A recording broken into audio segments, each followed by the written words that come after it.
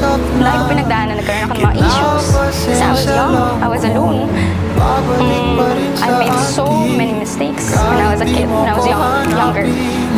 Bumalik ko ng US, tapos finigure out ko yung sarili ko. Sabi ko, katapusan ko na ba? Like, katapusan na ba ng career ko? Kasi pag nabash ka, ganun eh.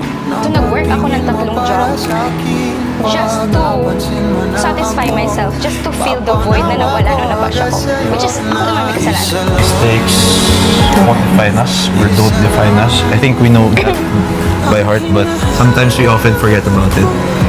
Ginagawa natin yung mistake natin na yung parang katapusan na natin or wala nang magandang mangyayari because may nagawa tayong mali.